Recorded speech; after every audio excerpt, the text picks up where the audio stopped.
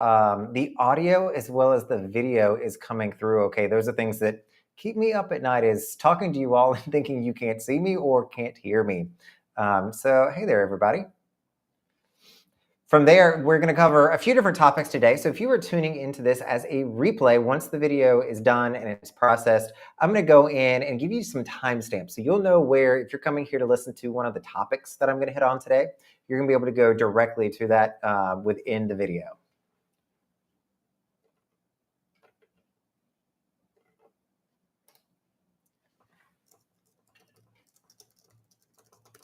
Let's see if everybody can hear me.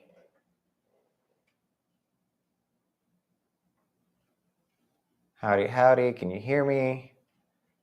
I was having some issues earlier, so I just wanted to make sure. Yes, yes. Looks like it might just be on a delay on my end. One thing that we're going to talk through here is, what's my Christmas list? What do you give a frequent cruiser or somebody who is a frequent floater, as some of my friends like to call it?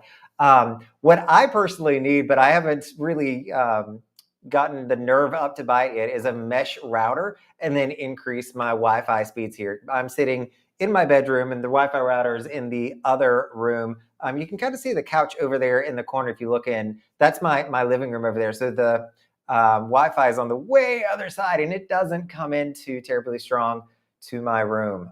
So I need to get that fixed. Let's see who all we have. Hey there, Dewey. We've got Chris, Sarah, and I assume Thomas is sitting beside of you. Hey, Thomas. You got Dewey again, Adam, Andrew, Royal Caribbean fan. Lots of people from the group cruise. I love it. So the group cruise, for you all that have not been on it, is a wonderful time. There's tons of folks on it. And we're a tight little bunch, and we're accepting applications for more people. So we're going to talk a little bit about the group cruises coming up in a little bit. But we are such a great time. I've had a wonderful time getting to know everybody. And, there's no clicks to it. It's just super easy. Everybody gets along. It's been fantastic. Got Jen in here. Andrew, I think I said you. Hey there, Michael. Welcome. Bo, Adam, again. Oh, these are people saying they can hear me now. Awesome. And Scott, I'm excited that you're getting good enough reception from the seashore to be able to tune in. That's fantastic. I am a fan of the seashore, actually. So I'm always glad to see other people going on it. Go to one of the videos, if you would, and let us know what your thoughts are on the MSC Seashore. A lot of people want to talk about it and talk, poorly about it sometimes. And I didn't see that at all. I've been on the Divina now several times. I've been on the Seashore, and I'm getting ready to go on the Magnifica for probably 10 to 15 sailings in 2025. So I keep having good experiences. I'm going to keep going back. Tom from North Carolina, welcome. I'm always shocked. So you all have been registering for the group cruise newsletters, and I get to see your phone number and area code. And I'm always shocked at the number of North Carolinians that are coming through. I love it. Hey, Beverly, Brent, Amana Nile. I think that's how I'm supposed to say that. David, awesome. You can hear me.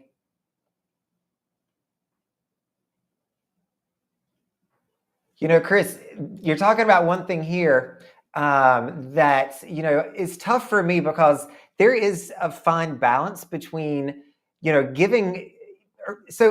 And I even put a survey out for this for a while. So when I'm scheduling group cruises, there's some people that are like, Braden, I can't do 2025. That is way too far away. And then there's other people that are like, can you come back to me when it's 3 weeks out? I want to make sure that nothing better comes along.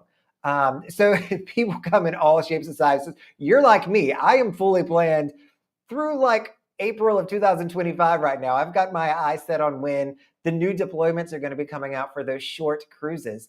And when I do a group cruise, normally I just pick one of those and say, hey, I'm already here. You want to come join me? So it's easier for me, but I totally get being planned through 2024 already. I might, if I got to look at this a little bit. I'm tempted to do a 7-night cruise in 2025. If I plan it in advance, I might be able to pull that off. So more to come on that, Chris. But let's talk about what some of those are going to be. So group cruises, If you all have not already been to theweekendcruiser.com and check these out, that is going to be your best resource to see where we're going. We would love to have you come join us. The 2 cruises that are coming up, the first one is on May 3rd, and this is on Celebrity Reflections inaugural sailing. And I was actually working to design some t-shirts for us today, which I think are turning out really well. No, I am not the one who's designing them. I'm working with a company to do that, so they will be professionally made. But I'm really excited on how that's turning out. It might be a nice little gift that I can give everybody for coming on the Celebrity Reflection Weekend Cruise. So this is her inaugural sailing.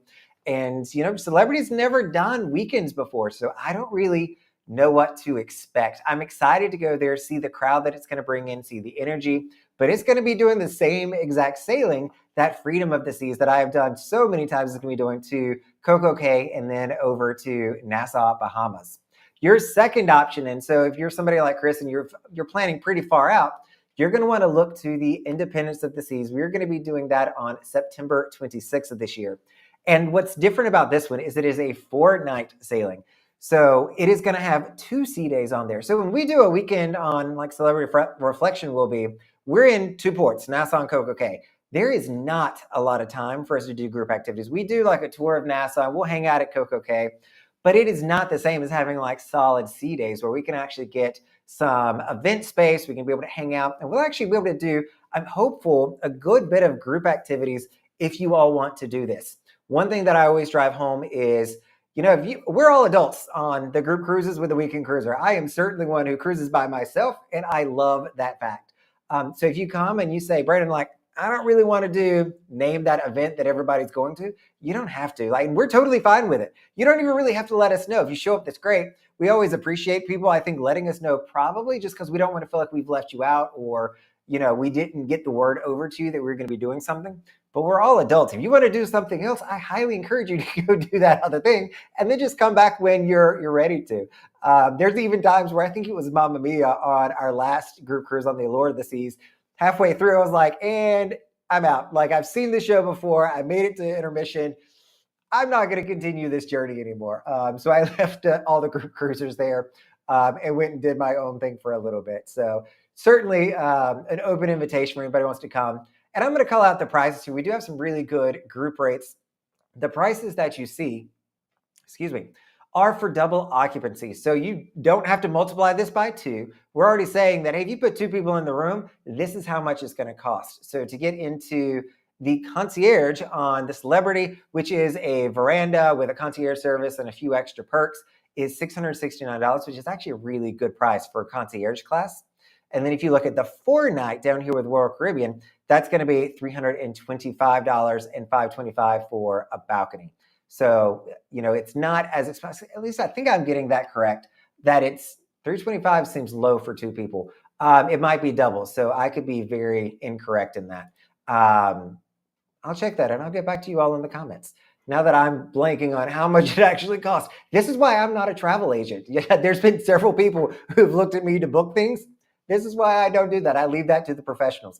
But on the Weekend Cruiser, and I'll put it in, I think it's actually already in the description of this video. You can go to the link and see what's available. Sign up for the newsletter if you want to get the latest and greatest, or press that request button or register now button to let our travel agent know that you're interested, and he will contact you to get some of those group rates over to you. That is the best way to go about coming on this. We'd love to have you, so consider it, especially you solo cruisers out there. I keep harping on, I have a passion for solo cruisers because I'm a solo cruiser. If you are looking at doing your very first solo cruise, and I'm going to talk about this in an upcoming video called Solo Cruiser Confidence. How do you build your confidence to be a solo cruiser? Not everybody starts with being able to conquer the world. You go in not caring what anybody thinks. You're going to eat by yourself in the nicest of restaurants. That's not where most people start solo cruising at. They're a little bit more self-conscious, a little bit more wary of what people think. And so if you want the best of both worlds, if you want to go on a trip by yourself, consider coming with us on the group cruise. You can totally come when you want to. You can have dinner with people. You can get over a lot of those anxieties and fears that you may have on being a solo cruise and hang out with a really good group of people. So just food for thought and things to consider. Let's come back over to the comments here. Chris, good to know. Tell JJ that I said hello, Jared and Jordan are two of my personal friends, actually. And I knew them before they went into the vlogging business, if you will. So I met them on some cruises a while ago. We've hung out when they'd come down to Florida. Some great guys. So that's exciting. I've never met Gary before. He's on my to-do list, if you will, of people I'd love to meet. One of these days, I'll get to meet him, but I love his videos as well. Beverly going on a cruise in 12 days. That's exciting. That might be a holiday cruise, Beverly. You might be cutting a little bit close there. Might be off the ship in time for the holidays, but that's exciting. Kimberly, I'm excited to have you coming on as well. I think I saw your email come through, or your form submission come through just the other day. You know, Chris, I don't compare other group cruises. So one thing that I don't know if this is a good thing or a bad thing for the channel here is I don't really watch a lot of YouTube. I'm not a YouTuber. I love coming out here making content, but all of my free time, I work during the day. All of my free time in the evening is creating content. Like there's very little left for me to compare notes or to watch other people's channels and see what they do. I see the pictures. I'm part of the JJ Cruise Facebook group, which by the way, the Weekend Cruiser Facebook group, which I just kind of rebranded in an image at least to Weekend Cruiser Central is what we're going to call that. So I see the pictures, the images, the dress up nights. I'd say the group cruise that I do is probably more low key. It is more relaxing, just a good group of people coming together. We have yet to be able to have, I mean, when you do a 7-night, which they do the 7 nights a lot of times, you can do a lot more stuff and have a lot more events. And, you know, it's just gives you different opportunities when you do a longer thing. When you're on a quick weekend cruise, it makes it really tough for us to do that. So that's why I'm excited about the Independence of the Seas for 4 nights and considering that longer sailing in 2025.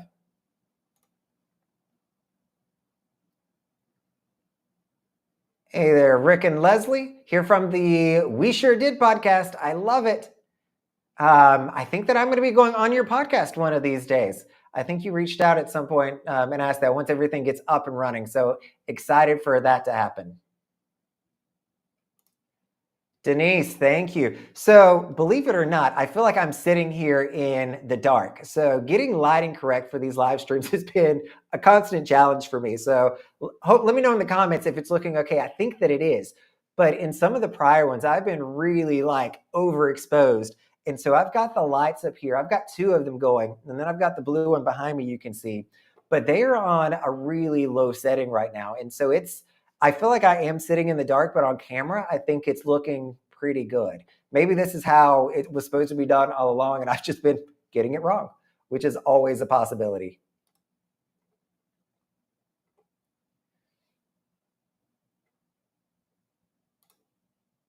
Andrew, this is true. So Andrew's favorite excuse to get away from the last group was, I'm going to be in the casino. And apparently he did pretty good. Not that the results always match that. But apparently he did pretty good. Maybe it was because he was on the Weekend Cruiser group cruise. I don't know.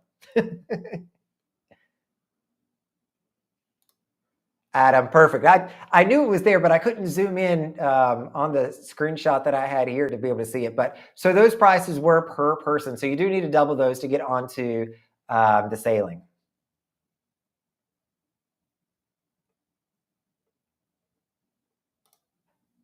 Yep, perfect. Dewey also confirming that. And do I always use a travel agent? I sure do. I have not booked my own cruise in ages. I think when I initially started out, I was booking my own cruises. And I'm going back like to 2000 and what is this, 15, 2016. I was booking my own cruises, but I ran into my travel agent actually on Freedom of the Seas. He is somebody who also cruises a good a bit. And the folks there on Freedom knew that I was going a lot. They knew he was going a lot. And so they made an introduction between us, and we've been, you know, good friends. So he's my travel agent as well as a personal friend because he's just an awesome person. He came on our first weekend cruise, group cruise with us. And so I'm hopeful that he's going to come on some more of these because he loves to cruise just as much as the rest of us. But he is a wonderful fellow. He does an amazing job. And I personally think he's one of the best in the business. And so I've continued to use him ever since and have booked, you know, probably 100 cruises with him at this point, 3-nighters. I mean, we're not talking anything over the top, but I've used him consistently and I've always had really, really good success, and I've heard great things from other people that have used him. How? I like it. So it's funny. I was actually just talking with a buddy of mine yesterday. So casino cruises are all the rage these days. I feel like there's a lot of people that are getting into the casino. They're getting their comps. And I've done a little bit in the casino. I don't talk about it a lot on here, but my days of gambling are done at this point. But I've scripted out a video on the downsides to gambling in the casino or getting those comped cruises. There's a lot of things people don't consider. It's not you just walk into the casino and all of a sudden you're getting all of these wonderful offers. There's a lot of stuff that people just don't take into account. And so I want to go through and talk about those when I get a moment. Hopefully not offend any casino people, because I know some people, casino folks, love the casino and love working the system and playing the game. I just wasn't really good at that. So my personal experience was the exact opposite, that it did not make sense for me, but there's a lot of people that swear by it. Dewey is another one of those. I don't know if Dewey swears by the casino, but definitely enjoys it. It's got a few casino bookings coming up as well. Beverly, do I like Celebrity? You're going on your first one in 12 days. I do like Celebrity, and I've not done the Ascent. The Ascent is part of their Edge class, which is their new cruises that are coming out. But I have only heard amazing things from the Ascent. People that have gone on, really any of the Edge class ships, have raved about how modern the ships are, how new they are, how nice they are. The Ascent being no different on it. I have done the older ships because I do short cruises, and short cruises are normally, Royal's changing this with the Utopia, an older ship. So I'm done the Summit and the Silhouette, but I have really enjoyed it. The next video, or the video that I just sent to be produced, is actually going to compare Celebrity and Virgin Voyages, which I think will be a really neat one, because when we look at, premium cruise lines, those I think are two that really come to mind for a lot of folks, and they could not be more different. They are both fantastic cruise lines, more different. So excited to get that out, but you're gonna have a wonderful time on the Ascent. I'm kind of jealous. I wish that they would have an Edge class ship doing a short cruise that I could jump on, but that is not the case. Java, where am I going next? So I've got one more Freedom of the Seas sailing left. I just got off of the Freedom this past weekend. That's where I was. And I had such an awesome time. I had an owner suite, which I don't often get, but I spoiled myself a wee little bit this weekend. And literally, you all, I think I left the cabin maybe 5 hours the entire cruise. I would go to the gym. I think I did lunch and I did breakfast. And the rest of the time, I was in the room. I was outside reading on my book. I even had a few movie nights indoors and just didn't leave the cabin in the evenings.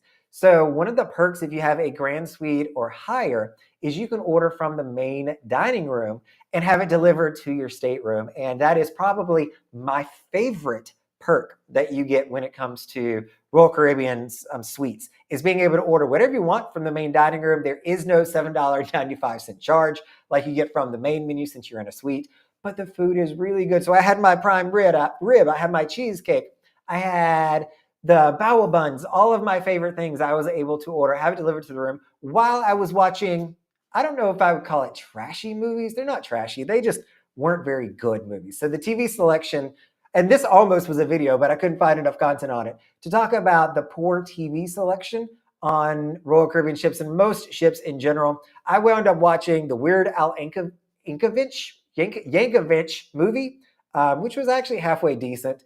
I watched one about a speeding train. I don't even know the name of it. That was, or a coaster that was underpowered, going to kill an entire city. And then I watched another one about kids that were isolated. I say watched it. That one I was in and out on, but I didn't really leave the room. So I'm going on about that. That was my weekend. That's how I spent it. This coming weekend, I'm going to go on Freedom again. I will definitely be a lot more involved and out and about, and I need to make more YouTube content for you all this weekend. I did not do anything last weekend, and I've been a slacker on the comments, so I need to get back in there and do that. But my big trip coming up, Java, is I am going to Asia. So I fly out on the 15th of December. Going to spend a little bit of time in Taiwan and Taipei for 2 or 3 days. Actually, it might be a little bit longer than that we're going to stay there. So I'll leave on the 15th. I won't get there until Sunday morning. I'm doing just one flight alone. There's 3 total flights. My flight from Atlanta to Seoul is 16 hours that I'm going to be doing that. And I'm doing it in economy. Yay for me. So we'll see how that goes. I've got some good medicine that I'm going to be taking with me to have a good experience. So I'm looking forward to that. But then we leave Taipei and we go over to Singapore, where we pick up the Celebrity Solstice, I believe it is. And so that is a 12-night cruise that's going to go from Singapore to Vietnam to Thailand and then drop us off up in Hong Kong before we fly back. So it is going to be my long trip of the year. Super excited. You know, I did South America last year. Can't wait for this one. It's going to be a lot of fun. It's an area of the world I've not spent a lot of time in. I've done South Korea, but I'm really looking forward to seeing all of these wonderful countries. I mean, this is going to be 1, 2, 3, 4, 5 new countries for me on one trip. So super excited for this. Boca, how close is the Brightline to the port? It's not walking distance, but it's not far. It's probably a little bit farther than my house. Actually, if you look out the window back here, you can see the Brightline station. They've got it lit up well. It's probably going to be about a $10 Uber ride is what you can bank when you go to the cruise port. When you're getting off the ship, if you need to come back, it may be a little bit more than that. If you leave at the same time everybody else does, there's some surge pricing that goes on.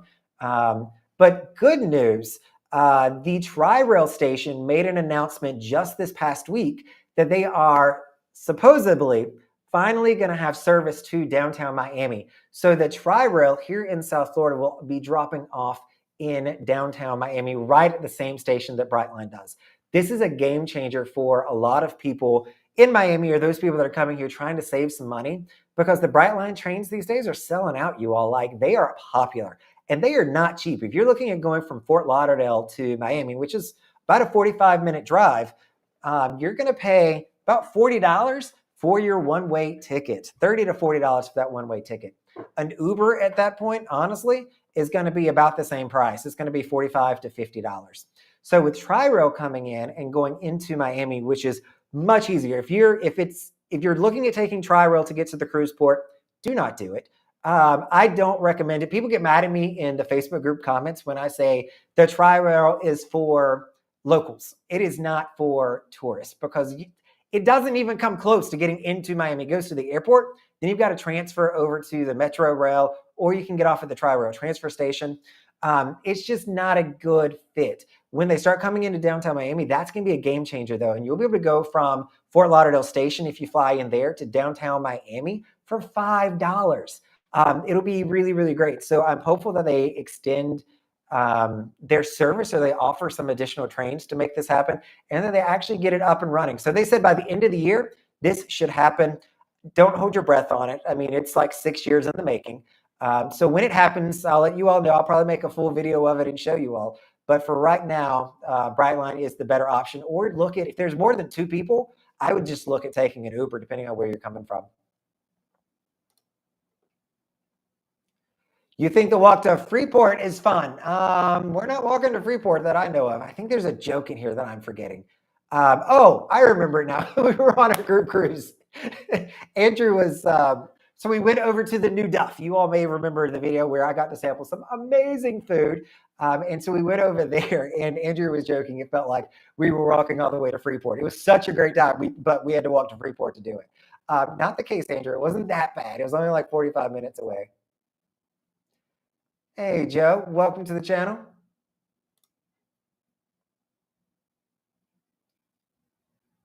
How many Icon class ships will there be? They've got contracts out for 3 currently.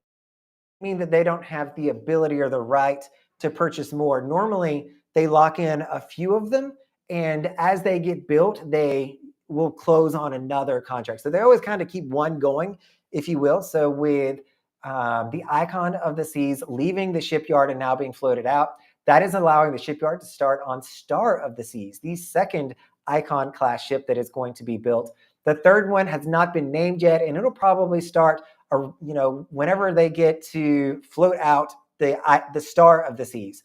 I'm banking that one's going to be called Diva of the Seas or Idol of the Seas. Idol might seem a little sacrilegious, but I've got my name on Diva. I think Diva is going to be one of the Icon class ships. And I say that because there's already a ship named Diva. The MSC Divina is already out there. So Diva, I guess, is close to that.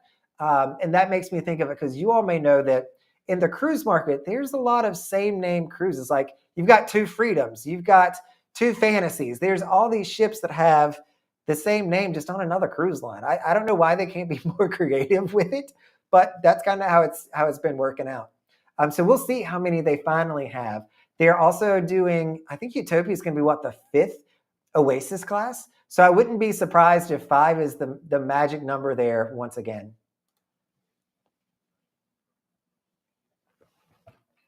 I totally get it on this 7-night. I joke with the Pinnacle members. Somebody was just asking yesterday how many Pinnacles they thought were going to be on Utopia. And I was like, look, Pinnacle members don't get out of bed for under seven nights for the most part. Most people don't. If you got a flight involved, you don't want to come down for just a weekend unless you're going to Key West or doing something on land to make that a better experience. But I totally get it. So no harm, no foul. This is also another reason why I'd love to do those 7 nights or do a 7-night cruise with you all, because I feel like that would bring in a whole different group of folks if I can get that planned. And I'd get to meet more of you versus, a 3-night is honestly, I'm getting to meet a lot of Floridians. Though I will say, Jen, kudos to you flying in from California for the 3-night. Very impressed by that. You will be, Bo. So the Indy came down here. It's funny. I went up to Port Canaveral, sailed on her very last weekend cruise, and now she's sailing out of Miami. So I get to see her every now and again. I will tell you, I love Port of Miami this time of year because we have so many cruise ships. When I went out on Friday, it was a cruise. It was a full port. The only ship missing was Virgin Voyages. Was not in port, but literally there were 5 ships on the other side. You had the Oceania ship over in Terminal J. It's just wonderful to look out my windows and see all the beautiful ships. There's some that I don't always recognize that are out there, which I love even more. But it is a really popular because all of the seasonal ships that had gone over to Europe, maybe they were doing, Iceland, they did New England. Now they've come back down here to South Florida to hang out with us for the season. So super great.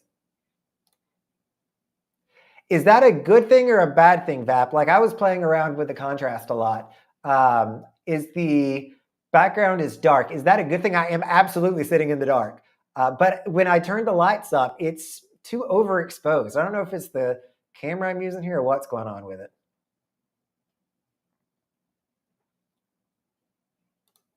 It is absolutely not bad if you've never used a travel agent. If you are able to do it and you want to do it yourself, there's nothing wrong with it. My personal preference is to use a travel agent because at the rate that I book, something's going to go bump in the night. Something is going to go wrong. And that is where I've got support. I've got somebody that can sit on the call, that can call into a call center or make some phone calls to whoever it is to fix things for me. And so I use travel agents to save me. This is one of the ways that they save me. That, and I can't tell you how many times I've sent over to my travel agent the wrong dates. Like I would just totally make up a date and send it to me. I want to be on this ship. Brandon, no, you can't be on that ship. So it's good to have somebody just to keep me in check. But if you want to do it yourself, totally get it. A lot of people like the control for doing it themselves. So I totally get that. Hey, Fraser at Sea. So Fraser is another vlogger. If you're not following him, make sure that you do. He also has a TikTok channel. That gets a really strong following. It's making me think I need to start doing some TikTok lives out there. But he gives a lot of tours of the ships over in Europe, which is his market. But hopefully we'll get him over here to Miami one of these days. We'll get you over here, Fraser. Ooh, great question here. I absolutely do. So I'm going to cut. Do I have a luggage brand that I like? Let me see if I can bring this into the camera shot. So I was going to talk to you all about my Christmas list. So I'm going to cut to the chase on this one since somebody's asking the question. But it is this one. It is level 8. It's kind of hard to see. This is my brand that I've gotten. They actually, full disclosure, they sent me this suitcase probably a year ago, and I have not made a video about it. So they probably hate me at this point. But I wanted to use it first. I didn't want to make a video on an unboxing, if you will. I wanted to say, does it stand the test of time? I've had it for a year. It's probably traveled 30 to 40,000 miles on airlines and been on 30 different segments, I would say, and it's held up very, very well. So I'll put that in the comments afterwards, but I do like Level 8. They're a fantastic company. It's held up good. It swivels fantastic. I never had a suitcase that has the 4 wheels on the bottom. I always had just 2, and I put it off for a while, but I am loving it on this Level 8 suitcase because it just makes it so much easier to move this around. And I can even put my book bag on top of it, which has all my technology. It's got camera equipment in it, so it's heavy.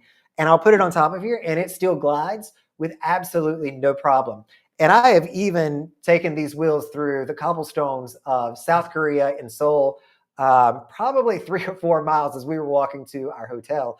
And the wheels have been perfect. They've not snapped off. They've never shown any weaknesses. But this is the suitcase that I really like. It's the Level 8. And so I'll put that. Do I have that in the section where I can just show it to you all? Let me see here. I can.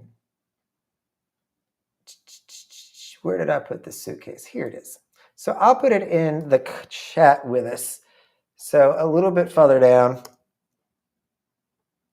There you go. That is their website. That is not an affiliate link, by the way. That is just their website. But I do like it. Hey there, Amy. Welcome to the chat. So this is another thing that I don't like about cruise ship movies. They're often the same. They don't recycle them that much. Even if you're watching like The Big Bang Theory, or you're watching some of the other TV series and shows that they have, they have bought the rights to those series. They're not streaming in NBC for those. They've bought the series and they're showing you the ones that they purchased, and so they're sometimes repetitive. And so I'll see things. I'm like, oh, watch this last cruise. So just one of those things that you got to get used to. Mitchell, I am seriously looking forward to that Asia trip. Number one, I just want a vacation at this point. But I think that it's going to be a really cool spot. We've got a lot of great excursions lined up. But the excursions, again, over here, I don't know what it is with Europe and Asia. The excursions are consistently $200 to $250. I think the cheapest one we were able to get was like $125 over there. It is not cheap. The cruise itself is December 22nd. So that is a holiday sailing that is going to be going over Christmas as well as going over the New Year's time. So I get to celebrate the holidays on board and then ring in the New Year, which is always fun. Quaxon, I hope that I'm able to make them. I was thinking about it tonight as I knew I wanted to kind of talk about this. I didn't make any videos for my Greek islands cruise that I did with the family, with mom and my niece. And so I've got them all scripted. I just never sat down and recorded them. And I've got the footage and the B-roll. I've just never done it. I feel like, let me turn my light up a little bit more. I feel like I was a little not as bright there. That's better. So I hope that I'll make it, that I'm not a slacker on this one. When I was cruising with the family, that was more of a true vacation for me. So I'm hopeful now that by going this is with my travel buddy that I travel with often. And so I'll probably have more time to be able to curate content and get some stuff out for you. Thank you. Looking forward to it as well. I have not. So everybody asked me this question. It's a really popular one. Have I done Holland or have I done Princess? I have not. And the reason for that, they don't offer short cruises. I definitely check them. I go through and look, when I'm booking my weekends, I check them. Even if they had like a fortnight that had a port on Friday, I would consider it.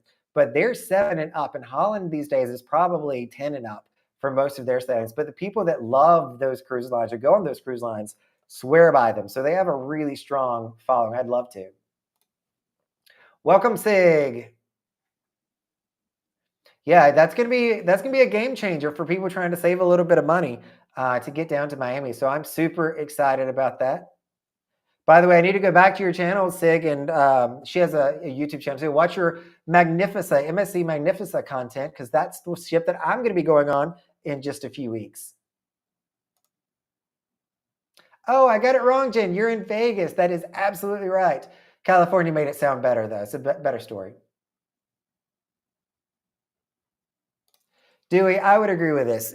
Having a travel agent saves me a ton of time as well because I got a lot of moving parts over here, you all. I keep probably 40 to 50-ish cruises booked at any given time. So a travel agent is really my support staff to make all that stuff happen. If I need to change something or add somebody, I can just send a quick email and it is done. It is not me spending an hour or 2 hours to do that.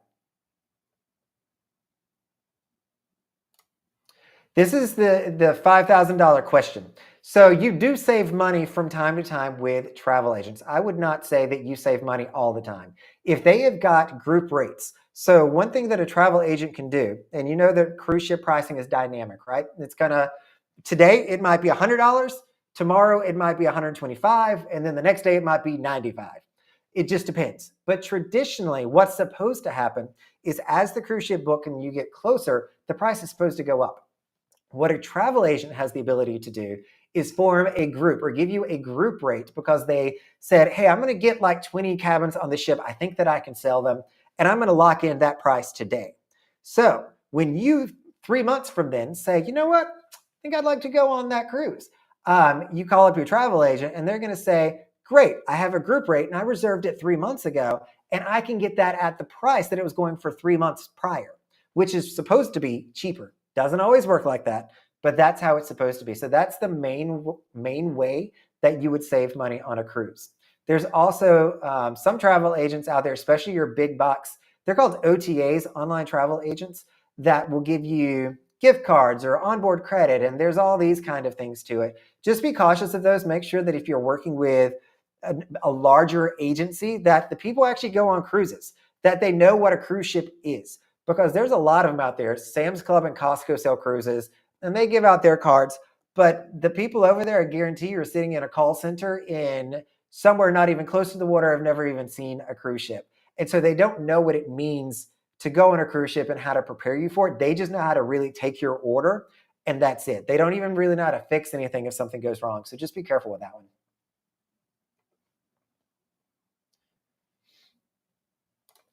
I'm excited for you, Mike. Let us know. I want to see more comments on the MSC videos that I've created on people having good experiences. Granted, even if you have a bad one, I still would love to see it.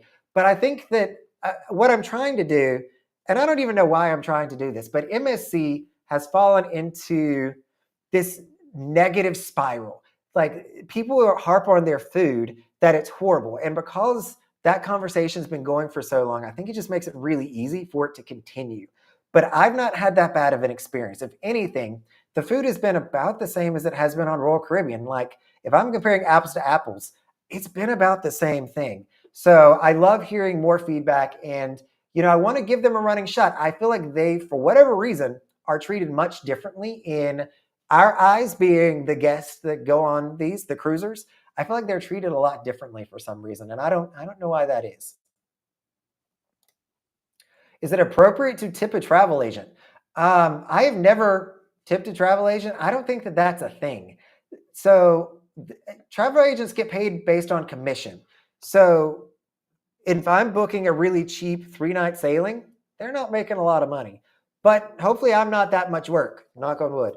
But I've never considered tipping a travel agent. I don't know if that's customary. I know that there are some travel agents that will have a service fee or a planning fee to be able to work with them. And that's because a lot of people call them up and to the prior question say, hey, can you get me a cheaper rate than I'm finding at Sam's Club? And they might not be able to do that because Sam's Club is buying in such quantities that they can get better pricing. And so there's a lot of tire kickers that are out there. And a travel agent, being commission-based, does not get paid until you complete your cruise. So if I'm booking a cruise in 2025, my travel agent is not going to see any money for his efforts until then. So it's not a bad thing probably, but I'm not a fan of tipping. I don't like tipping. I do it on cruise ships because it's a culture on Royal Caribbean line at least. But I don't think that I'm going to start tipping my travel agent. If you want to do that, more power to you. I feel like tipping is that's. I went on a rant last live, so I'm trying to pull away from that conversation. MSC Web will not let you download pick. I don't know what kind of pick you're talking about, but I will say that their website, in addition to their app, are pretty horrible. they're not good. So if I was going to say something bad about MSC, I would point to their website and their app not being up to snuff. It's not the best in the world. Their app, actually, if you all remember when Royal Caribbean was building their app, it went for certain ships first. Theirs isn't even through all of those ships just yet. So some of their fleet doesn't use the app still.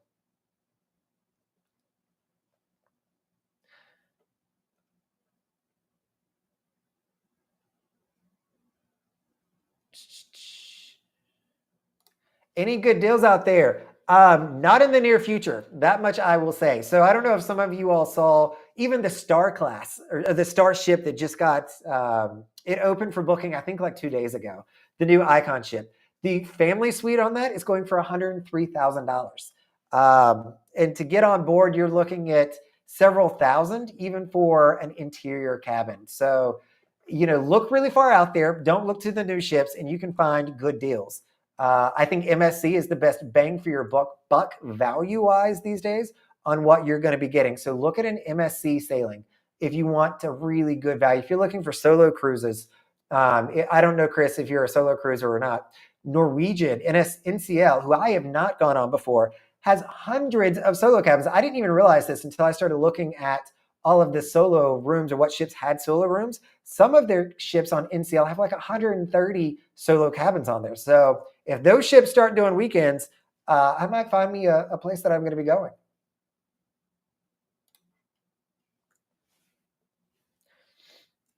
That is awesome. I'm excited to hear that, Jenny. I can tell from the little icon you got here that you are a loyal to Royal person, and I think that is fantastic. Enjoy the New Year's cruise. I think that it's always ringing it in on a cruise ship is just an amazing way to do it. My best experience that I ever had, I ring it in on Jewel of the Seas from Dubai. So we actually left the port that afternoon, hung out in the bay there, or the Persian Gulf, I guess it is, and we got to see the fireworks going off on the Burj Khalifa, the Al Arab Hotel. It was just absolutely, I'm getting goosebumps just thinking about it. It was absolutely beautiful. It was a wonderful experience. Fap, enjoy your evening. Dewey, glad to hear you're enjoying MSC, that it is not just me.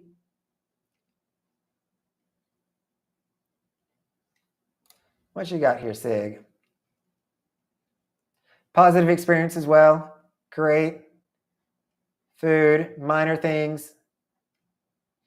And, Sig, that's a really good thing that you said there. And I think that gives you a lot of wisdom and perspective is, when you go on a cruise ship, and especially for those people who only go once, minor things are going to happen. It's just the nature of life. Things will happen. But it doesn't make that cruise line bad, because I guarantee you most of the time, I have heard the same stories from other cruise lines, such as Royal, Virgin. They have things that go wrong all the time or go bump in the night. So I totally get that, but very wise of you to phrase it like that. Royal Caribbean fan, thank you. I enjoy doing these live streams, and I'm just always tickled that you all want to come and hang out with me. I'm still getting used to this whole YouTube thing, which is kind of odd, but I truly enjoy hanging out with you all on, I think Tuesday nights is working out really good for us. Sundays, I've learned that I want to enjoy the cruise a little bit more. So when I was doing those Sunday live streams, I got pulled away, and the reception these days hasn't been great. If you're going to Freedom of the Seas these days, the Wi-Fi there was atrocious this past weekend. I was coming in at 0.75 and under download speed. And I think that's Mbps, megabits per second, I think is what that comes out to. It was horrible. It was just, that's another reason why I didn't do anything with YouTube this weekend, is because their Wi-Fi would not allow me to. And oftentimes I'll get on the Bahamas network because I've got a great international plan. Even that was extremely slow. So just not a great Wi-Fi weekend. Thank you. I think it's Yonik. We'll go with that. Oops, that was my best attempt there, but thank you. Hey there, Ryan. I'm glad to see that, people are taking solo cruisers seriously. We are a market unto ourselves, an untapped market. And if they can find a way to bring us on board and get us spending money and making revenue for them, they're going to be in really good shape, because there's a lot of people out there who want a solo cabin. And that whole double occupancy thing, Like, you want to talk about not having a good time? Pay twice as much for your cruise and then have that minor thing happen while you're there. Oh, that will be nice. Did you get the studio cabin on Odyssey of the Seas? But that's going to be awesome. Amy's going to be there with you on, oh, she's not going to be on the Allure. She's going to be on the Wonder of the Seas, also ringing in the new year with us.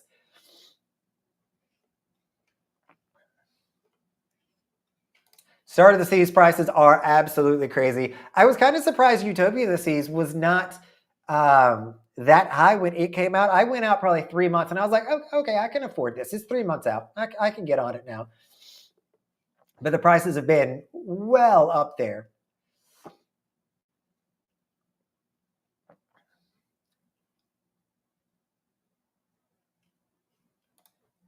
Yeah, there is nothing when you pay twice as much to go, you don't get it. It's interesting though, like I kind of understand it. It's all marketing, right? They want to show that for most people that the cruise is $300, not $600. But if I was to just go and book, like, let's say a hotel room, they don't have this double occupancy thing. They would just charge me the $600 and I can cram as many people in it as I want to, unless they're charging me, a nominal fee for a second or third individual. It's all in the marketing. And the solo cruisers kind of get taken advantage of because of that, or we feel like we're taking advantage of. If they switched it and said, use that hotel model, said, okay, the room's 600. I don't know how that would work at that point, if I would still feel as disadvantaged because I'm still getting the room. Then it's just on me if I want to bring somebody else. But to say that, everybody else gets to see that they're paying 1 and 2 people, and then I pay the same price for just 1, it just strikes people the wrong way. This would definitely open up the market for a lot more weekend cruises, but it's not going to happen. Cruises to nowhere in the US are illegal, believe it or not. There are regulations and policies out there that prevent them from doing this. That is also why you don't see weekend sailings out of New York, because your closest foreign country is Bermuda. And the policy goes that for a cruise ship to leave port with guests on it and to come back, it must go to a foreign port.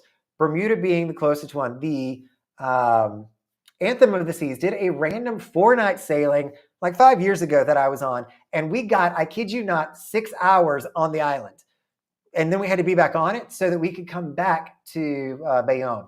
So I wish that that was the case, but alas, that is not going to be happening.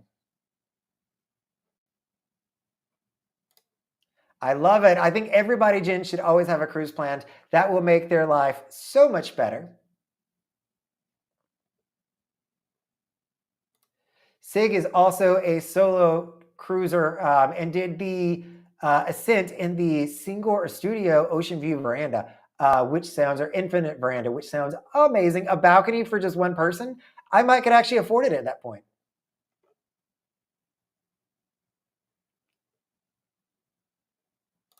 Canada is a foreign country, yes. So if you wanted to go to Canada, they could go there and then come back.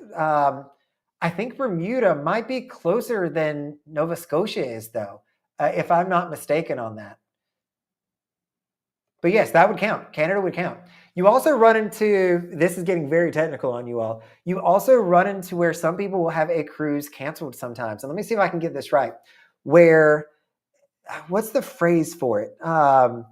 If it's, I'm thinking more on the Alaska side of the house. So if you've got Vancouver and you've got Seattle, so if you leave from, oh, I don't know what it is. I'm going to blank on this one. But there's some kind of way that if the ship goes from Seattle and repositions Vancouver and then wants to go to Hawaii, you can't do it for some reason. Or there's some nuance thing when you're over on that side that I am totally blanking on. So let's just move on. I think this is a really good tip, except for the inaugural and those new ships. So booking well in advance, that'll definitely help you get a studio cabin. So if you're a solo cruiser and you want a studio cabin, like the Silhouette that I booked in 2025, there's 4 of them. By the time that I booked them, the rest of them were gone, and I got them for a really good price. Like, I'm super excited about that. So make sure you're planning well in advance. That is the best way, and then you can ride the price down. So if you see that the prices come down, make sure you do check them every now and again. I don't do it every day. I probably don't do it as much as I should. But if it comes down and you're not within your final payment window, normally 90 days out, you can reprice that. One caveat to that: MSC, the Mediterranean Shipping Company, does not allow you to reprice a cruise. So if you book into their Bella experience, that is kind of like flying basic economy. You don't get a lot of perks with it. And one of those perks that you give up is you're not able to reprice your cruise. You would have to cancel that cruise and then rebook it, which is a lot of headache and a lot of work. I'm not sure that it's always worth it. If you book their Fantasia package, which is normally not that terribly much, it's like $10 or $12 per person is what I've seen for weekend sailings. That will allow you one free price change, is my understanding, or one free cruise change, which I assume includes if that price comes down. But that's the only cruise line that I've heard of that gives a little bit of grief over that.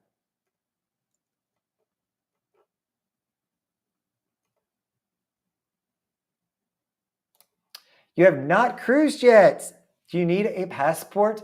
And do you have guides to start planning your first cruise?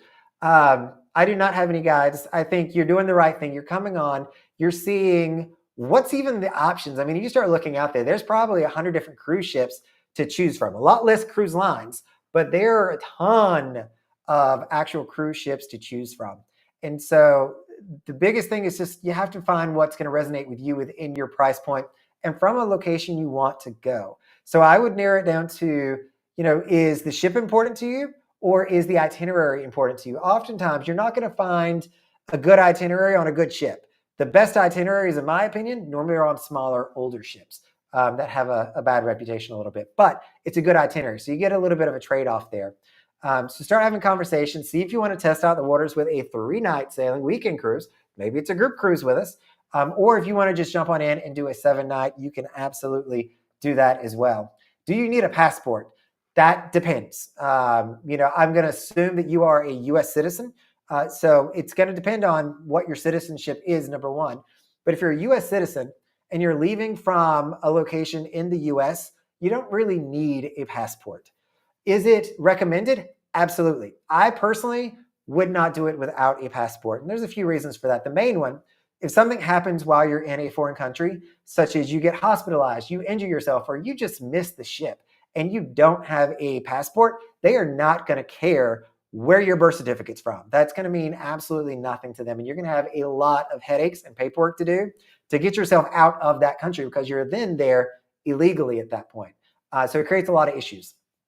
The second thing, and this one's definitely going to impact you, is when you're getting off the ship. Normally when you get off the ship, you just want to go home. You just want to get into your car, get into your Uber, wherever you're going, and go home. If you are getting off without a passport, you have to go through the birth certificate line. And so that is where you actually speak to a CPB officer, a customs officer, who's going to look at your documentation, make sure everything adds up, make sure that it's you in the picture, and then you're going to go through. This creates a line for people that are going through this section. If you have your passport, they do digital IDs these days. So all you do is walk up to a screen scanning machine, you look at it, takes a picture, and turns green, and you keep on walking, and you're out the door in no time. So do you need one? No, if you're traveling within the US and you're a US citizen. Is it recommended? Highly recommended.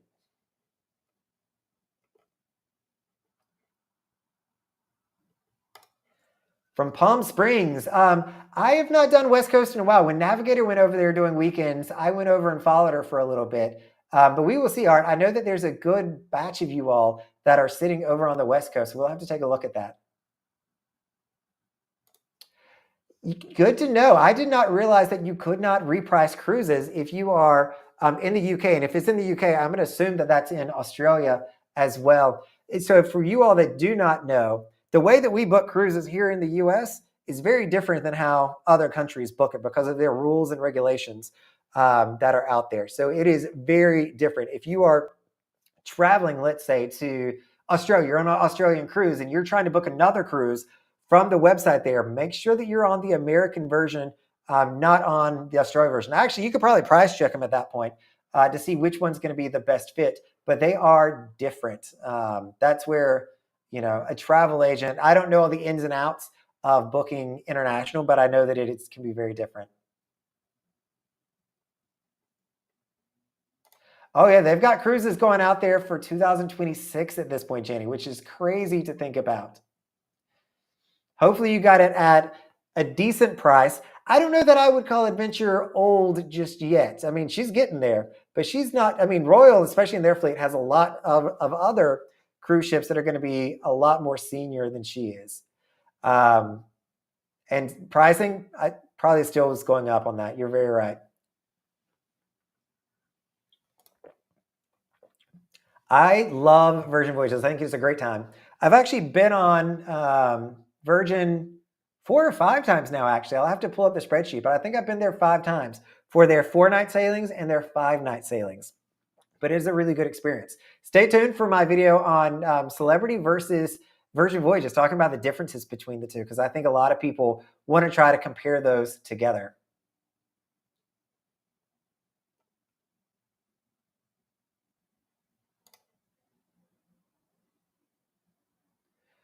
Will be for the new cruiser launching January 1st. So if you're on Royal Caribbean, a solo cabin does not get double points. And I think this is the same with NCL's program, that you do not get double points. But at the end of the day, and this kind of drives me a little bit mad when people start talking about points, is loyalty programs are not the end all be all. If you have to pay an extra $500 or $600 to get those 3 points, that's a lot of money. I'd rather keep my money and just buy whatever the benefits are going to be if I want those benefits. So try not to get too hung up on the point system, especially when you're trying to save money, because the two do not go hand in hand. That point system is absolutely designed to do what you're doing here, is to encourage you to spend as much money as you can. Be like, you're going to get more points if you spend $600 more. I assure you the math does not work out to those points being $200 each.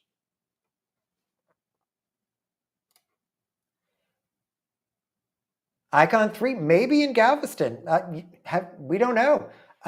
With your new terminal that you've got out there, it could happen.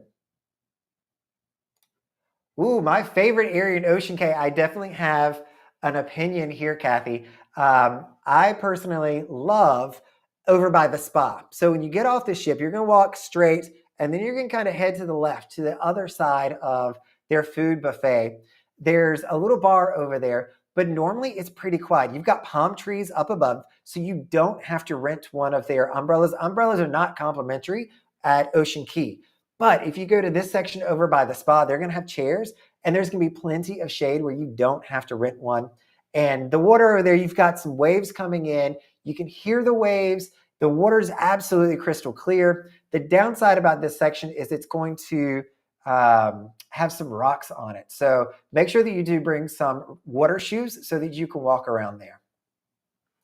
And I see that looks like one of my roommates has turned the TV on. So let me see if I can just quickly move this camera. I don't know if that was a good thing. Now you can see all my mess. Let me see how I can do this. Because I don't know if you all want to watch what they're going to be watching on TV. I'm sure it's Netflix, but let's see if I can change my camera section a little bit. Let's go this way. It's amazing what you can do with technology these days. Boop. There we go. So I'm just going to sit. Actually, I guess I could just scroll over a little bit. There we go. All right. Sorry about that. Or I could have just closed the blinds.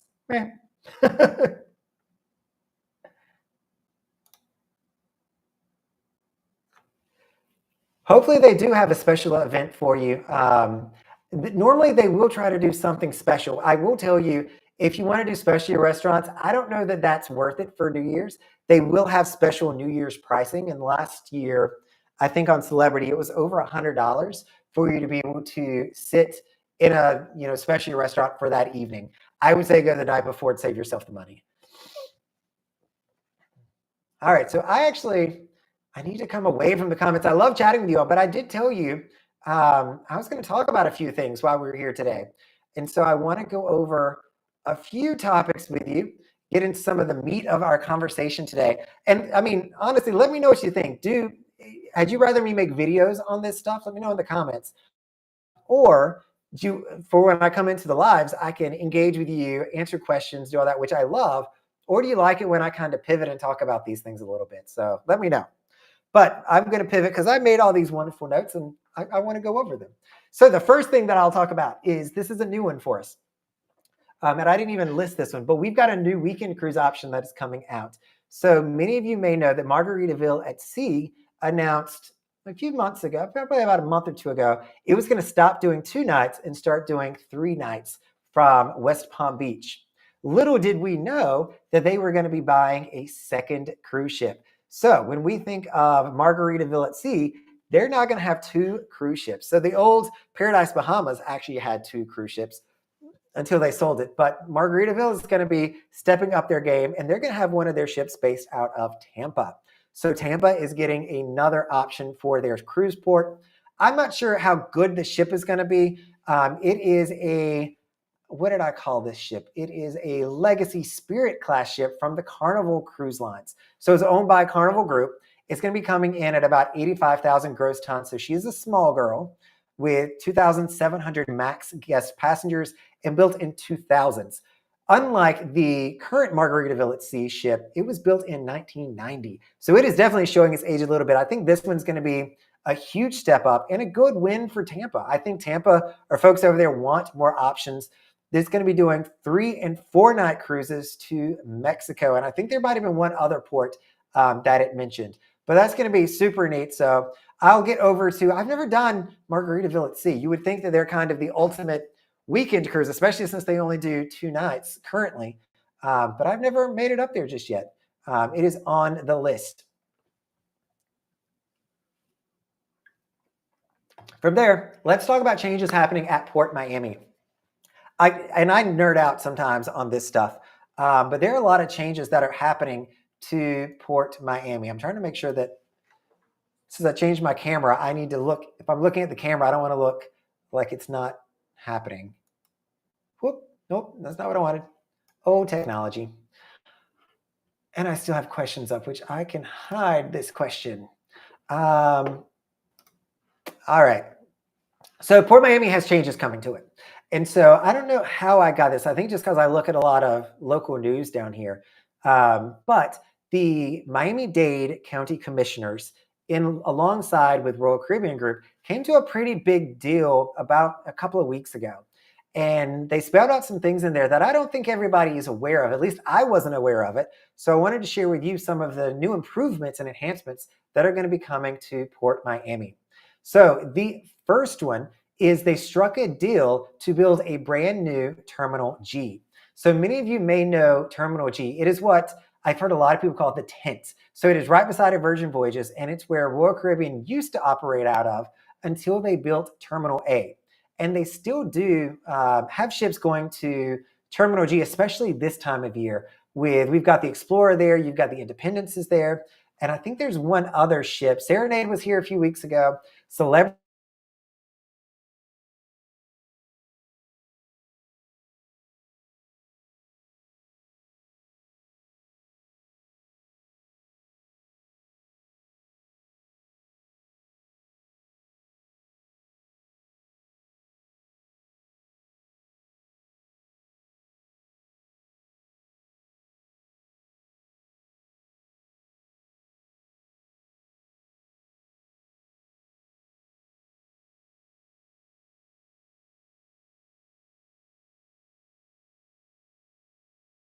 and the Icon class will be able to fit here because Royals, I don't think building any small ships. I know people like to start rumors or say that they're going to be building this Discovery class. I think the ships are just going to keep getting bigger and they need another berth in Port Miami to be able to accommodate these ships. So it might not be going to Galveston. It might actually come here to Miami and we might have 2 Icon class ships here. You never know.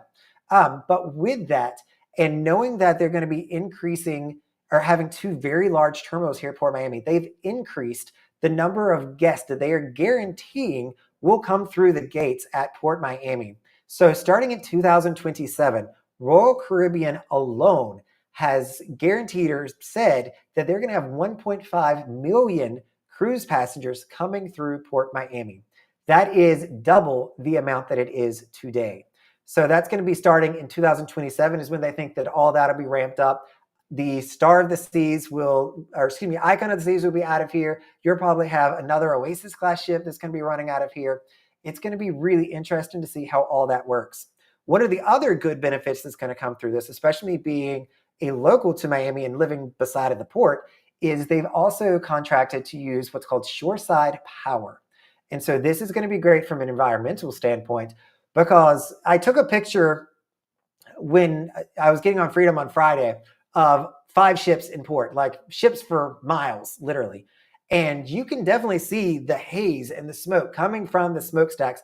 And yeah, I know there's scrubbers and that it's clean. I don't know how much I always trust all that, but you can see the emissions that are coming off of the cruise ships.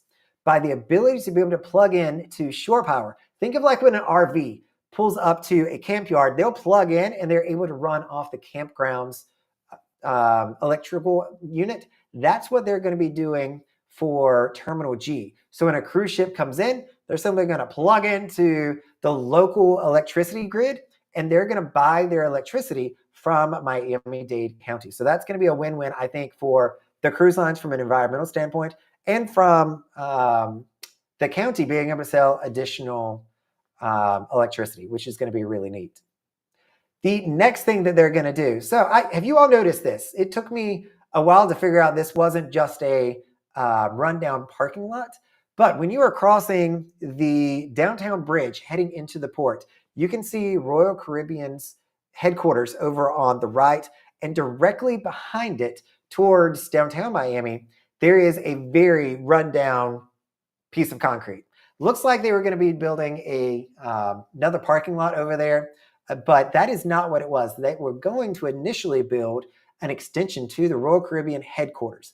You all may remember that they made this announcement pre-COVID.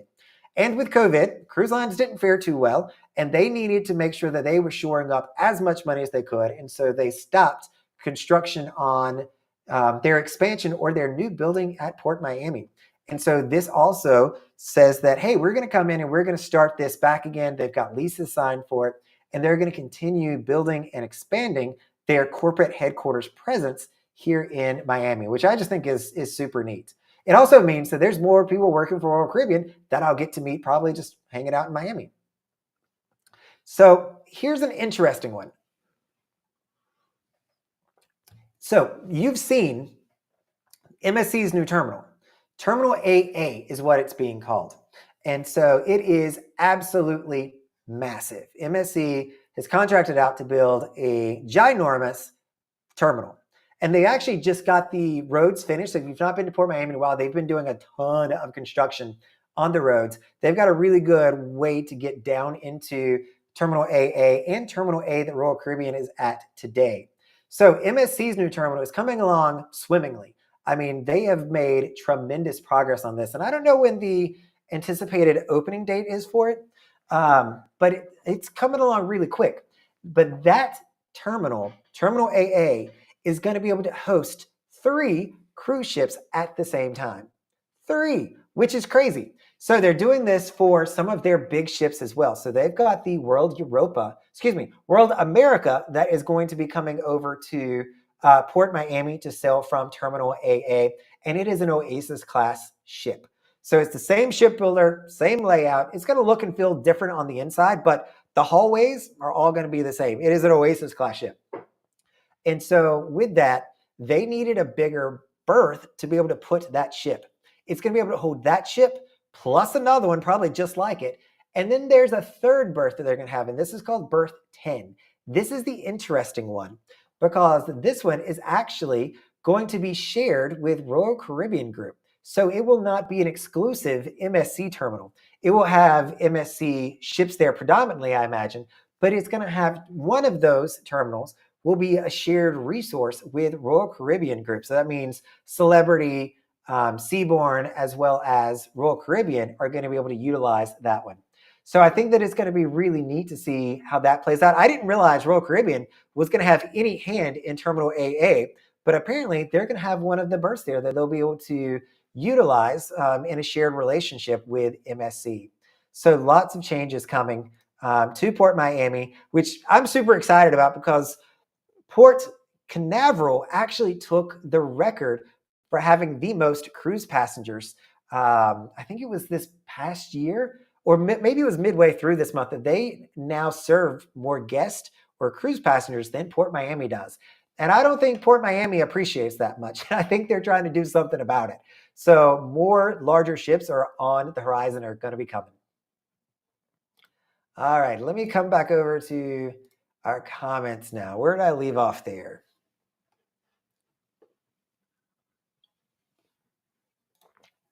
You know, Andrew, I would go on Margaritaville. I absolutely would. I don't scare easily. And I know that Margaritaville has also been one of those cruise lines that's gotten a really bad reputation within social media. For their price, for the amount of time that you were on there, how bad can it be? I mean, their sailings are very inexpensive. Yeah, they don't go anywhere great, but I think that I could probably have a really good time. I have yet to meet a cruise that I have not enjoyed. Margaritaville might put that to the test, but I don't think so. I think that I would really enjoy it if I went there. So I would give her a shot. How is the Royal Caribbean Loft Suite? This is my favorite room on the entire fleet. So it is the Crown Loft, not necessarily the Royal Caribbean. It's the Crown Loft Suite is what you're referencing here. There is a Royal Loft Suite, which is also super nice. I was invited in by some folks who watch the channel to come and film that one. And it's a beautiful room. So you can find that on the channel, the Royal Loft. But the Crown Loft Suite is one that I could personally live in. I love the design, how beautiful it is, the views you get, the massive windows, feeling like you have your actual living room and then you've got a bedroom separated. I'm a huge fan.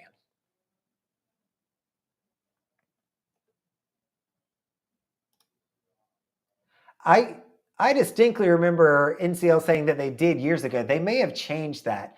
I've not kept up with their system the way that I keep up with Royal Virgin, MSC, and Celebrity because I've never gone on them. So I am a nobody in their system. But that will change one of these days. So we'll see how that works. Do you think Royal will start removing Vision Class from the fleet? Yes. Yes, I do. Those ships have done their time. They no longer fit the business model that is 2024 Royal Caribbean. Royal Caribbean is focused on generational trips, on large ships, and the small ships they've got. So I'm thinking Enchantment, the Grandeur, Brilliance, even those don't fit the current model of Royal Caribbean, where they're really making their money, where they're prioritizing and focusing their effort. So I think they are. It's why when's the last time you saw an advertisement on TV or on YouTube? Because I'm sure they're popping up during this live. When's the last time you saw an advertisement for Grandeur of the Seas? I mean, it's a nobody at this point. Like there is absolutely no attention and no focus on the older ships. I will be heartbroken when it happens because I love those older ships. I wish that they would take those ships, spin them off into a new cruise line, and repurpose them. I think that's the best use for them at this point, unless they're not able to retrofit them for the needs that it would be too expensive within safety regulations or EPA regulations. But that would be my dream for them, is to have a spinoff that can be just small ships, maybe even adult only, and stay within the RCG family, Royal Caribbean Group family. A Java, I don't even know where I would get one of these, but I'm confident that that could be created. That would be fun though. I've got t-shirts. There's a merchandise store down below with only a handful of items if you're interested in any of those. That area, so I did not mention this thing, but good call out. So when you go over there as well, they're playing the spa music. So you can't like smell the aromas from the spa. You're still pretty far from it, but they do play more relaxing music, which is really nice. Nick, I threatened to do one of the group cruises over there to go to Margaritaville, but I decided not to. I heard too many people say they weren't game, but I'm glad to hear you are. Maybe we can figure that out one of these days. Yunik, I get this a lot, and I probably need to make another video on my experience and me being close to the port and how I get to go on cruises so often, because it didn't happen overnight. I started cruising when I was living in Boston. I was flying down, doing cruises and flying back. And so I can appreciate, not wanting to do a 3-night. I would come down for a 3-night cruise, stay in a hotel, and then go on a 4-night cruise. And then I would fly back to Boston. But my life has been very intentional to get me on more cruises. Part of that was how close can I get to a port? So I left Boston and moved down in 2017 to Fort Lauderdale originally. And I wasn't far from there, but I was cruising out of Miami a lot. And I was like, you know what? I want to be even closer. I want to be able to see the ships. It's not good enough for me just to be on a ship on the weekends. I need to look out my window and see them. I need to be able to walk to the cruise port. And so I have structured my life in a way that cruising is a priority, that all of my dollars, all of my money are focused and prioritized with getting me on a cruise ship again. So it's pretty cool that I've had the ability to do this. And I know not everybody can up in their lives, can move their entire family. It's like I'm very fortunate in the fact that I've had these opportunities and the stars have aligned for me to be able to do that.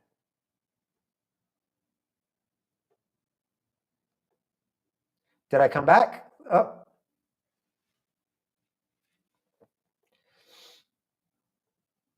I think I came back. Combine a weekend cruise and solo cruiser. So I definitely love solo cruisers. I'd say half the group is probably solo cruisers. That comes with us already because you all know I'm a solo cruiser. I love it. And we can all do it together. You don't have to cruise by yourself if you don't want to. If you want to come with a group, there's plenty of them out there and you can get the best of both worlds.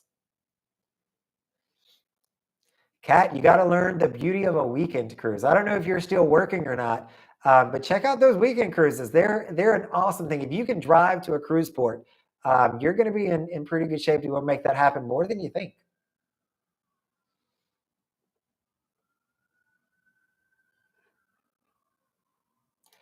Well, Mitchell, I wish that I was in the penthouse, but we just did a special assessment and they're raising the HOA fee by a pretty hefty amount next year. So I'm good not having that square footage right now and having all those additional bills. For you all that don't live in Florida, the insurance crisis here is a real thing.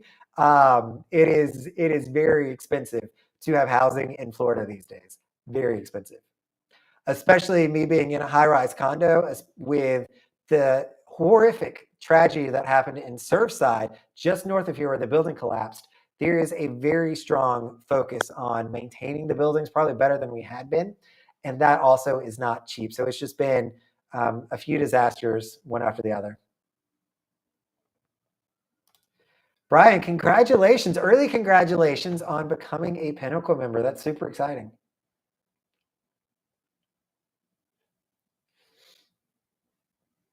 I tell people, and you might be able to agree with this, that becoming a Pinnacle member just kind of sneaks up on you. Like you wake up one day and you're like, huh, I'm a Pinnacle member. Because when you hit Diamond Plus is nowhere near Pinnacle. And there for a while you go, oh, I'm never going to hit it. I'm never going to hit it. Like I'll keep going on cruises, but I'll never hit it. And you wake up one day and you're sitting at 675 points. You're like, how did this happen? It's funny how I honestly swear it slips up on people. There's some people that are very intentional with it. I was not one of those people. I didn't think that I was going to make it. But clearly I didn't know how much I was going to like cruising either.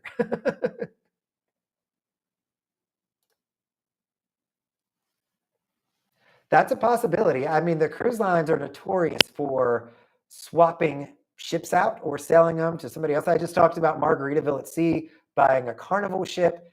So those things definitely happen. Hey, Diana, welcome to the live stream. I'm glad you were able to make it too.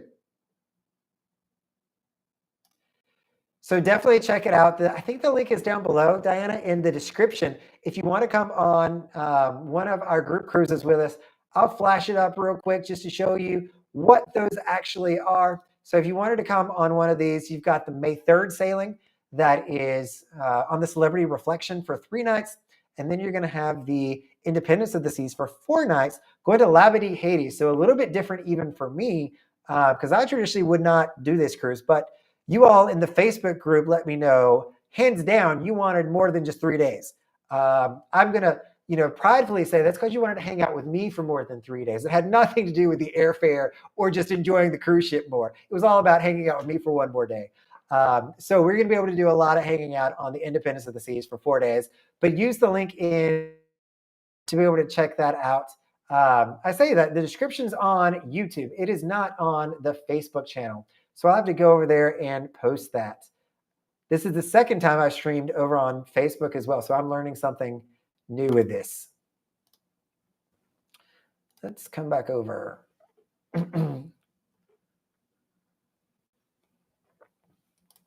I have crews from both, actually. Well, not from San Diego. I have crews from San Padre, which is Los Angeles, and I have crews from New York. I did not. I've only stayed in the Crown Loft Suite once, maybe twice. But I would gladly do it again. Prices these days, she's a little expensive. So maybe not anytime soon. But if I could pick my favorite room, Crown Loft Suite for the win. Yeah, I get that, Diana. So stay tuned. I talked about it earlier with Chris on here for 2025. That'll be their next shot at a 7 night, especially as they're coming out with some of these deployments. We might be able to swing one. So stay tuned.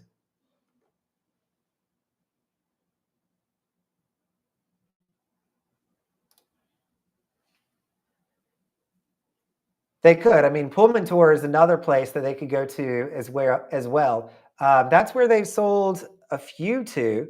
And then the Empress of the Seas got sold to a brand new cruise line post-COVID. I forget the name of it, but she's sailing around India right now, which I will get over there and do that sailing one of these days. I would love to go back to the Empress of the Seas, especially getting to see some of India. All right, so I think I'm all caught up with comments there. Let me chat through a little bit my favorite things. So I think I can get through this in 40 minutes. Normally I do the lives for 2 hours, but I've made a list of my favorite items. If you are buying something for a frequent cruiser, frequent floater, this is what you're going to pay attention to. So I developed this list when I was on Freedom of the Seas this weekend. And I said, what can I not travel with? What do I love to travel with? And so I wanted to share with you all what those are going to be. And I'll put them in the description afterwards. Clearly, I'm not very prepared for this. I should have already done that, but we'll go through these. Hopefully we'll go through them fairly quick. But I'm going to start out with my favorite item. And you saw the picture in the Facebook group, my Amazon Kindle. I love being able to take this with me. Taking books, I mean, books are heavy.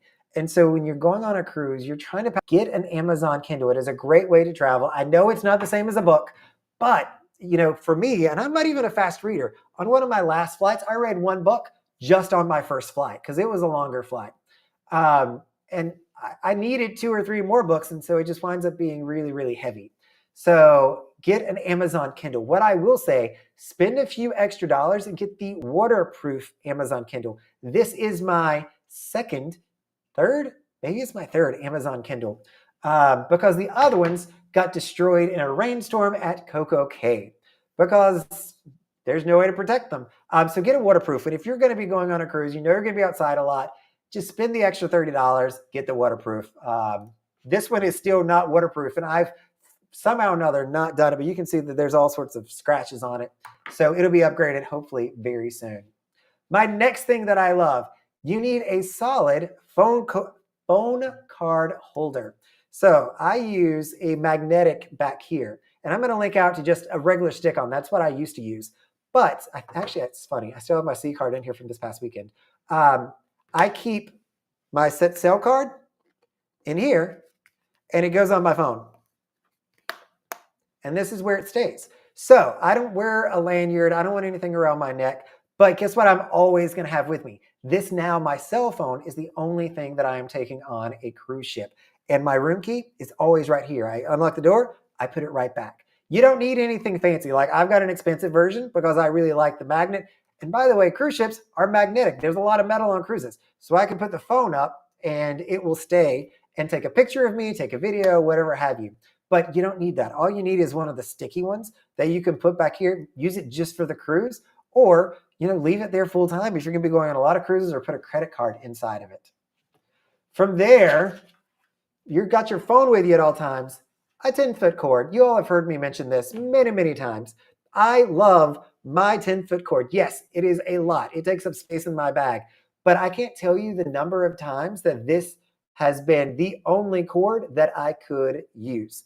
So if you are in a normal balcony suite, not all phones on Royal Caribbean especially has a USB outlet by the bed. So the phone has one on the side of it, but oftentimes that's not the case. You've got to plug it into the vanity mirror light, run a cord all the way to the bed if you want to sleep with your phone beside of you. I'm one of those people that I need my phone beside me because if I want to see what time it is, that's the only way that I can do it.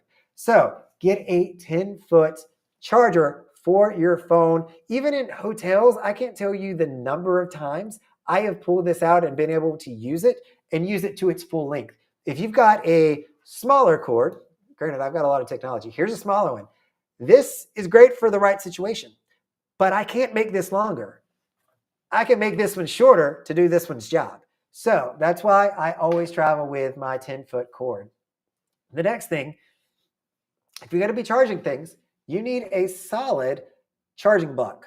Now, some of you may not know that these come in different shapes, sizes, and capacities. This one here, I don't know if it says it on here, is a 65 watt, and I'll link out to it as well to my Amazon affiliate link, but it is from Anchor, and they are a provider of electrical doodads that I've been using for ages and have had really, really good luck with them. This is their portable model where I can turn in the prongs so that I don't knock them off while I'm traveling or bend them. It's also going to have a few different ports here. So you see the top one is for a laptop, the middle one's for a phone, and then you've got a USB-A down at the bottom. The reason that I like this one is if I'm charging just one device, it will give me 65 watts of power. That means it is fast charging. If you are using one of the original small Apple blocks, you're getting very, very slow charging. This will charge 1 and 2 devices very quick.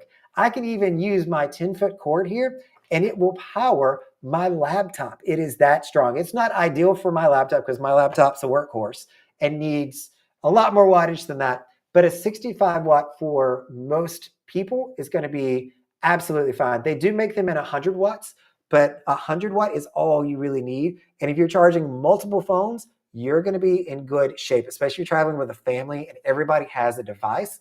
You're going to want to make sure you have this. From there, say you forget that or you need a way to charge your phone. Here's another product by Anchor. Let me pull it out of its case here. You need a battery bank. So this one has been a lifesaver so many times, and it's going to have a few ports on it, and they've got newer models these days. So this has 2 USB-A ports on it, which I don't use too terribly much, but this will give me about 9 different phone charges on here. There's a lot of power in here. This is probably 20,000 amps, I think is what it is. It's a lot. The reason you need it if you're going on a cruise. The first one, if you're on your phone a lot, if you're taking videos, if you're playing on Facebook, you're going to fly through your power. There's not always a lot of things to do on cruise ships from time to time. If you're reading books on there, you're going to need to charge your phone. But sometimes you like to stay out by the pool until 4:30, dinner's at 5:15, and your phone's dead. I can grab a power bank, and you don't need one necessarily this big, but I personally like it. And you can take it with you to the dining room, slip it in your back pocket, and you can charge your phone and continue to use it. The other thing a lot of people don't realize when they go on a cruise ship and they're using their phones, especially, let's say Coco Cay, if you are outside by the pool in the summer, in the heat, your phone battery will drain 3 times as quick, making up numbers here. It will drain very, very quick because of the heat. If you have it out in the sun, it is going to give you heat warnings, and that is just going to deteriorate your battery level. So I use this more often in the summer when I'm at Coco Cay and I'm hanging out by the pool. My battery is naturally just going to deteriorate. As a side note, one thing I do is keep in this pouch here, super small cord. So as much as I have that 10-foot cord, I also have small cords that I leave with the power bank. That way I know that I always have it. The other place I'm using this, if you all are traveling and you're flying, I despise trying to find an outlet that works at the airport to charge my phone. If I've got this with me, I just pull this out and wherever I'm sitting, wherever I'm doing, and I can charge my phone. I can even do that on the plane with no issue. I don't need to bend down, find where the port is, assuming they even have one. But power banks is absolutely, have one. At least have one that has one charge on it. I personally love the fact that I get multiple charges out of this one, but have at least one. The next one, and I'm going to stand up to grab this one here. And you all know that I am a huge fan of this. SPF shirts. They're cheap.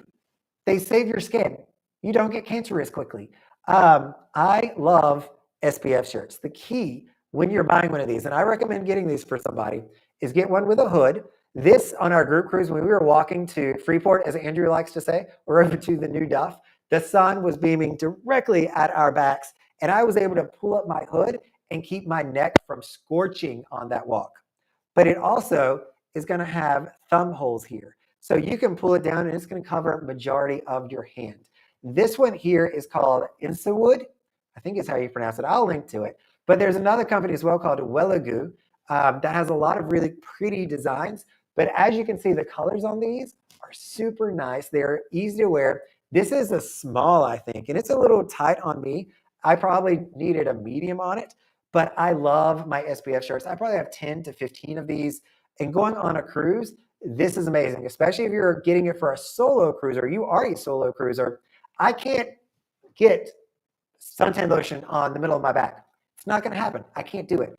I have to ask a stranger to help me out, or I have like the air spray for SPF that I'm doing like this number and just praying that it lands on my back. Get an SPF shirt and you will thank me. I love my SPF shirts. I even wear them walking around Nassau. They're very casual wear, almost like a, it's not really workout clothes, but it's like Fabletics. You know, it's a really comfortable fabric that doesn't wrinkle as well. So it travels really good for cruises because we don't have irons. From there, something I don't have, and I talked about this earlier, buy some water shoes. If you're going to Ocean Key especially, make sure that you have water shoes and you're going to that Spire because it is a little bit rocky there. If you're going to Coco Cay, another private island, their sand can be a little mushy sometimes. I don't even know how to describe it, but it's almost slimy, icky-like. They also have a lot of jellyfish and you've got manta rays, things that you could step on. Having shoes to protect your feet is a really good idea. I have never done it. I may do it after this video, but I highly recommend it. Can't tell you how many times I wished that I had just a simple pair of $10 water shoes. That's all that it takes. And they will be a game changer for going on a cruise. The next thing that I want to talk about, and you've seen this in my room tours, my Manta sleep mask. I love this thing. I use it all the time. This is their high dollar one. It is not cheap, but they've got different kinds to it. The reason that I got this one is because it is got big eye hole covers here, so it doesn't sit on your actual eye. And you'll see that it's kind of rounded and then it flattens off on the side. They do that so that you can sleep on your side with the sleep mask on. I am a side sleeper. That is my preferred way of sleeping. And this is the only sleep mask that I have found that makes a version for side sleepers. If I have a traditional one of these, like it's pushing up, it's moving off my face, this one stays in place and it's super comfortable and it blocks out all the light. On a cruise ship especially, those curtains, they're not going to block all the light out. I guarantee you they're not going to block all the light out. So if you like sleeping in a dark environment, especially this time of year where that sun is coming up very early, grab a sleep mask. Doesn't have to be a Manta one. This is my personal favorite one that I use, and take it with you on a cruise or just use it at home. I used it this morning when I woke up here. One of my favorite things to use. The next thing is sunscreen. So we talked about the SPF shirts. Buy a 3-ounce bottle of sunscreen. And why 3 ounces? Number one, you can fly with it in a carry-on bag because it is under the TSA regulations and limits. It's 3 ounces. The second reason you want this is you can put it in your pocket and you can put it in a bag and it's not going to take up any room. If you're going on a cruise and you're exploring a port, you're walking around all day, you're going to need sunscreen even just doing that. And sometimes you need to reapply. Like it may start out as a shady day. You didn't really need much, but then in the afternoon, boom, the sun comes out and you're starting to burn.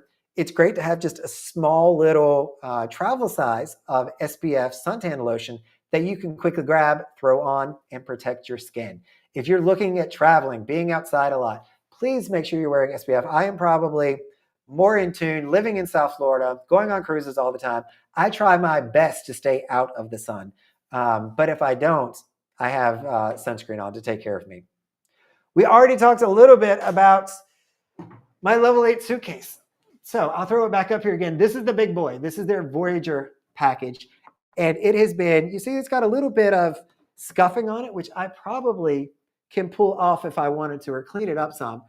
But it has gone at least 30,000 miles at this point. It has been on multiple planes. It's been on multiple continents. It's been to Africa. It's been to South Korea. It's been to all over. It's been to South America. And so I highly recommend it. It is not tore up yet, and I am not kind to suitcases by any stretch. So level8cases.com is the place to go for those. And it is my personal favorite. I've really enjoyed this more than I thought I would, because I was somebody who was on the two wheels. Like, I was like, wait, if it's not broke, don't fix it. And I have really enjoyed having the extra four wheels. I thought that I was going to lose space inside of it by the addition of the wheels, but I can still get more than a plenty in here. And then, of course, anything from SellPack. There's somebody that I've had an affiliate link with for ages. If you're looking at getting luggage tags, you're looking at getting bags, you're looking at getting anything for a cruise, like whatever it may be. If you're getting the little towel clamps for your chairs, sellpack.com is going to be the place to go to. And I will link to that as well down in the description. So that is my list of everything I think you could get for your weekend cruiser or for your cruiseaholic or somebody who's just going on a cruise. I will, just as a side note, say if you are giving somebody a cruise for Christmas, which is, by the way, a fantastic idea, don't just give them the ticket or give them the set sail pass.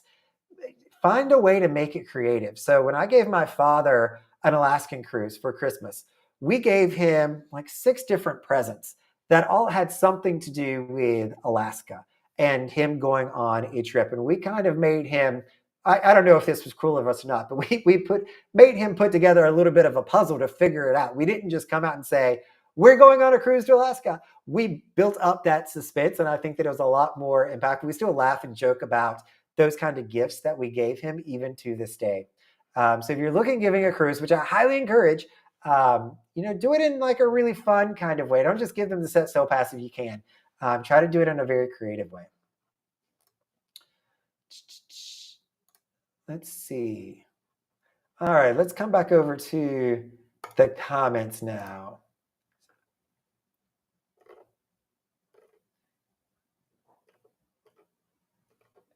Maybe I'm all caught up, or I froze again. Who knows?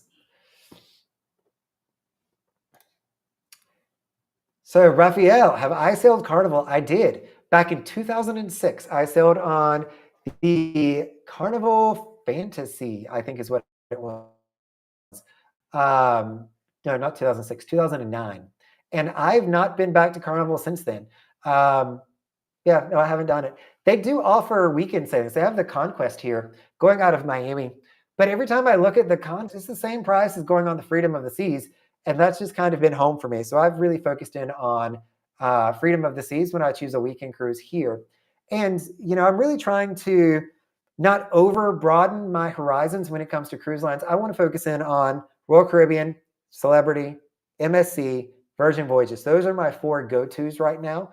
And between those, I'm staying pretty booked up. There may come a day where, you do see me on Carnival. I think it'd be fun just to go on there once again, just to see what it's like, especially since I hear such wonderful things about their new ships. But I have not done that or have not really given that too much thought these days.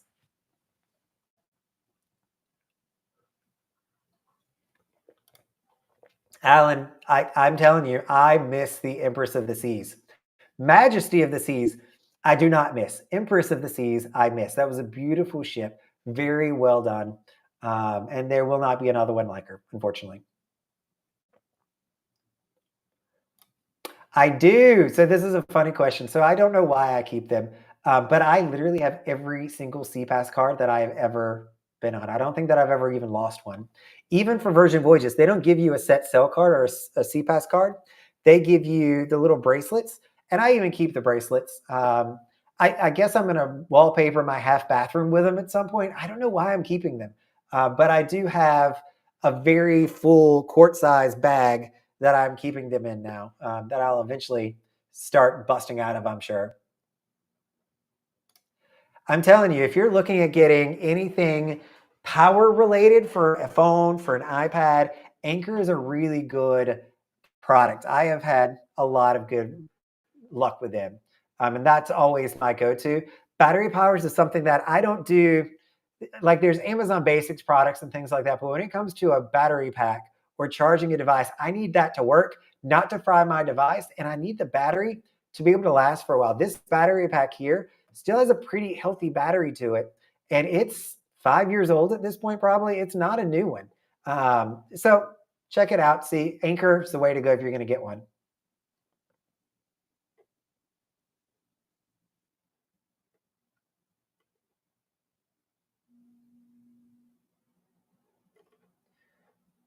All right. Any other comments? So we're at an hour and 40 minutes. We've been hanging out together so far. So I'll open the floor up to you all. If you have any questions, things you want to talk about, we'll finish up with a structured Q&A session, if you will.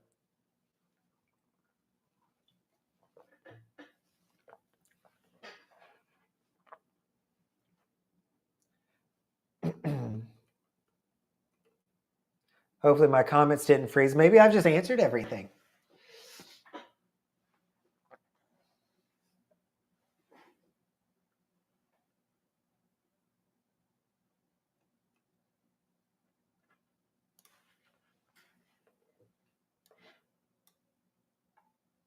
Somebody write me a comment just so I know you're still out there, even if you don't have a question. Just a hi, Brandon, would work. All right, there's Nick. So it's working. So what is your go-to breakfast on a weekend cruise? So it depends on the cruise line that I'm on. So if I'm on Royal Caribbean, I am spoiled because I'm a Pinnacle member there. And one of the perks of being in their highest tier of their Crown and Anchor Society is I get to go into Chop's restaurant for a sit-down breakfast. So the menu there's, nothing to write home about, if you will, but it is white tablecloth. But the thing that I love is they will customize eggs for me. So you can order eggs how you want them. I'll get, and this takes me a while to be able to explain to the waiter, but I get 4 egg whites and 2 whole eggs with a fruit plate. So that's an egg white scramble with 2 regular eggs, 2 whole eggs, and then I'll get a fruit plate on top of that. That's kind of my breakfast. But I get that after I've already been down to Cafe Promenade. Those are my folks, and drink my cold brew from there. If I'm on another cruise line and I'm doing the buffet, I will not do the main dining room for breakfast. It just feels too formal for me first thing in the morning, and I just want to grab something, be quick about it. And I'm just getting eggs anyway. So I'll just go get some scrambled eggs, get some fruit, throw it on a plate, and eat it. So I'm very easy when it comes to breakfast. Ooh, choose my favorite. What is my favorite cruise line? These days, and it evolves. One thing that I'm learning about myself, and I think that this is okay, that I'm allowed to change who my favorites are because my cruising style is changing. I am changing. Cruise lines are changing. Everything's changing. And so, I know there's a lot of people that like staying with one cruise line, and I'm finding that I really like exploring and seeing some others. So I'm going to say my 2 favorite cruise lines right now, Celebrity and Virgin Voyages. They are both premium cruise lines, so they might be a little bit more expensive, but I really like those 2. And some people don't like it when I put it in this order, but third place, if I consider those to be 1 and 2, well, I'll consider both Celebrity and Virgin to be a winner. In second place, I'd say MSC. The reason that I say MSC, and I'm putting them before Royal Caribbean on this one, is their pricing. The pricing on the Mediterranean Shipping Company, MSC, is just so fantastic right now that I find it really difficult to find fault in anything that they could offer me because I am saving, multiple hundreds, if not thousands of dollars by cruising them over Royal Caribbean. And I think that it is a very similar product to Royal Caribbean. it's almost, I was comparing it the other day to, it's like you've got American and Delta, right? They offer the same thing. They've got the same kind of planes. They go to the same destinations, but their pricing is going to be different. In this case, you've got like an American and a Delta, but one of them has Spirit level pricing, which would be your MSC cruise line. And so Royal Caribbean to me is one that I'm not looking to as much to sell these days because I'm prioritizing Celebrity, Virgin, MSC, and then I'll look at Royal Caribbean. If the weekends change or different ships start doing that, but that's kind of my stance these days. And I know that's probably not a very well liked one, but I'm learning, I hit 40 last year, 41 now. I need to retire at some point. So next year 2024 is going to be the year of budget cruising for Brandon, so that I can hopefully save a little bit of money and maybe even retire early at some point, so that I can start making more videos. I look at, all these wonderful content creators out there. I'm like, oh my goodness, how did they have so much time for all this? And then I remember that this is their full-time job, that this is their full-time passion and hobby. And I get a little jealous. I would love that to happen, but I'm quite a ways from being your full-time cruise vlogging host over here. That's Java saying that Carnival was raising their internet. Their internet, I think, was actually pretty well priced before compared to other cruise lines. Royal Caribbean is what, $25 or $27 per day now for their surf and stream. So it absolutely adds up. Which cruise line offers the best perks for cruising? Now, not talking about a loyalty program. So loyalty programs, Royal Caribbean's program, hands down, will give you the most. You're also going to pay a lot more to make that happen, but they're going to give you a lot of amazing perks that are actually worth some really good money. If you're talking about booking perks, that's going to be Virgin Voyages, which is kind of a trade-off. And they don't like to make it easy for us to be able to compare apples to apples, but Virgin Voyages will give you $300 up front. Sometimes they'll give you an additional $300 to spend on their ships, which is wonderful. Problem with that is they're still charging you kind of for that, but then they're giving it back to you in onboard credit. So it makes it really tough to be able to say, what is the value that you're getting or what is that true perk? But I'd say Virgin Voyages probably gives the best perks in that regards that I'm aware of. Celebrity used to do their all-included package, but they have devalued that at this point. That I don't think that that's worth it. I will not be getting that anytime soon. Hey, Jeff, my pleasure. I saw the request come through. Jeff is our newest member to the Weekend Cruiser Central, aka the Weekend Cruiser Facebook group.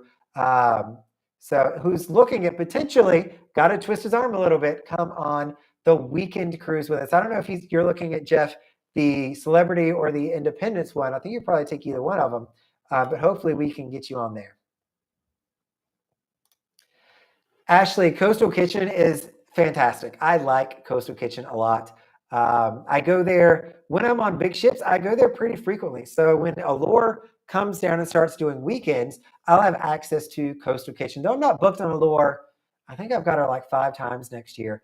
But I do like Coastal Kitchen. It is my main gripe with the main dining room on Royal Caribbean is that the wait staff run around with like their head's been cut off. They're a chicken with their head cut off. That's what I'm trying to say. There's a lot of noise that they generate. They're running around. It's kind of frantic. When you're in Coastal Kitchen, just by it being a smaller area, you're kind of insulated from that. You don't get that same rushed vibe and chicken with their head cut off experience. And the food is a step up. The food is better. It is not as good as the specialty restaurants, but it's still really good. So I would eat there as much as I could or can. And to the breakfast question earlier, I do go here for breakfast because they don't have chops.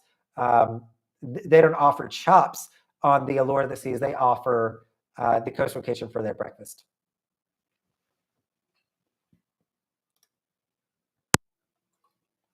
Stacy, I love these questions because I get them all the time. Do I have any suggestions for a woman cruising alone? And I've made a lot of videos on solo cruising, so make sure you're watching those. And I've got another good one coming out later this week. But somebody told me one time because I was talking about my experience and how I don't get scared, and I don't worry about a lot of stuff when I go on solo trips. And they mentioned to me that that's one reason for that is because I'm a male, and so males just naturally. I don't mean naturally. What's the right word here?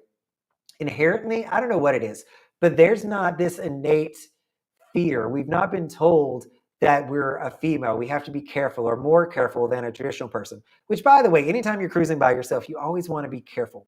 But solo cruisers, I think, especially women, have a little bit more anxiety about it. And I think that that is rightly so. And so, what I would say is test the waters first. So, look at some of the group cruises that we're offering and see if you can go with a group cruise. That'll at least get your feet wet so you know what to expect and you learn the ropes with a group of people. I would tell you, we have a group chat that we do for our group cruises. And if we're not seeing you, we're following up on you. We're checking to see where you're going. Are you having a good time? Do you want to come and hang out? We're going to be making sure that you're okay. If something ever happens, we would absolutely be there by your side to help you out on that. So if you want to test the waters a little bit, I would recommend looking at group cruises, whether it's the Weekend Cruiser group cruises or it's another group. There's plenty of them out there. Find one that resonates with you and check that out. If you're looking at budget solo cruising, so taking the whole solo piece out of it and just talking about where can you get the best deals. MSC normally offers really good rates. NCL also has a ton of solo cabins on their cruises too. So right now, MSC I think is going to be one of your best bangs for your buck being a solo cruiser.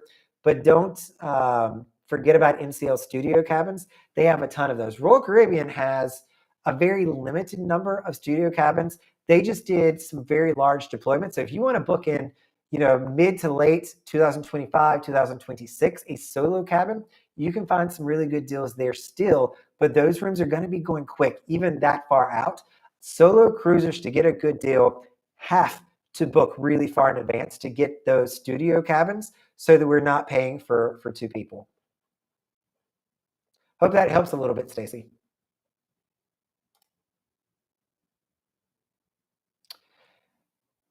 Yeah, I mean, they sell from Port Canaveral, Port Miami. I imagine it's only a matter of time before we start to see MSC in Port Everglades.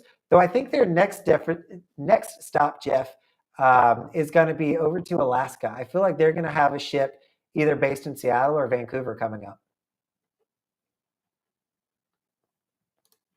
Thank you. I appreciate it. Love all the compliments. So I tell people all the time, this is why I love hanging out with you and meeting you on the ship, because I am sitting here in a pretty dark room. There's not much light except for my two lights up here and the little blue thing back here. And it's easy to forget that there are people on the other side of the camera here that are making decisions based on the content that I'm providing, that are choosing cruises, that are making, I would say big decisions based on this. And I've heard some wonderful stories on how the content has really helped you all out. And it reminds me that, I got to take this seriously. As much as I can come on here and, shoot the breeze with you now, like it actually needs to be good content and I need to give you correct content. So I really appreciate meeting all of you and, reminding myself that there's people on the other side of this camera. It is not me just talking to a computer monitor right now, which is nice. Theodore, thank you. I appreciate I think this is a super chat, a sticker here. Thank you for that. I will put it to very good use. Yannick, my pleasure. I love all the questions, by the way, in the chat, Yannick. And if you're asking them, I guarantee you more people are asking these questions as well, too. I have not at this point, Darren, booked Margaritaville at Sea. I think they were initially, if you remember back to COVID, they were going to be the first cruise line to start back up. And I booked them thinking that I was going to make it on the first cruise line to start back up in the US. And that didn't happen. They wound up canceling those sailings and many more. And I think I still have, unless it's expired, like $200 of credit with them, but I've not figured out how to use it just yet. But I would do Margaritaville. I know it's got a bad rap. I'd go over there and make that decision myself just to see what it's like. Java, thanks for tuning in. Hope you have a fantastic night. Yannick, always appreciated. Canadian $2. I think it's my first Canadian super chat that I've got. I love it. At least I assume that's what the CA stands for, not Californian $2. Ooh, Ashley. I actually made a video on this. So the first place I'll direct you is to the YouTube channel. It's titled Advanced Cruising Strategies. And so I talked about doing back-to-back as well as side-to-side cruises. So the tips for back-to-back, number one, make sure that they have you on the list, that they know, go to guest services and say, hey, I'm a back-to-back cruiser. Make sure that they know and they're expecting you. They should be, but you always just want to make sure that things work the way that it can. If you can stay in the same cabin, that is ideal. So when you'll stay in the same cabin, nothing moves, you'll have to go out, get checked in, and then come back. If you have to do a different cabin, it's really not that bad either. They will move everything that is hanging up. So if you hang everything, they'll just pick up your hangers, take it to your new room, and when you get back on the ship, your room will be completely moved. You didn't have to do anything. They will do it all for you. So it's actually a really easy process. To do a back-to-back, they do insist, the government insists, that you get off the cruise ship. So you do have to go through customs, and then you'll come back through before everybody else does. So you'll be the first people back on the ship. The process should not take too terribly long, but there are some times where things go bump in the night and it will take a little bit longer. The other thing that I've seen happen to me more than a few times is the credit card that you have on file for your first cruise will not flow through to your second cruise. Even if you check in a second time, they'll tell you, they will check you in, they'll get all that done for you. They do not do your credit card. So you have to go back to guest services to get your credit card on file. Or you can just check yourself in online on your phone. Once again, add your credit card information, but you do need to check in for that second cruise to get your accounts to transfer over. Hope that helped there, Ashley. Side to side, just to touch on that since I mentioned it earlier, is where if I was to come in on Royal Caribbean at Terminal A here in Miami, and I wanted to go down to the celebrity ship over in Terminal G, that is called a side to side. So I get off on Friday and I just go to the ship beside of it and get on it.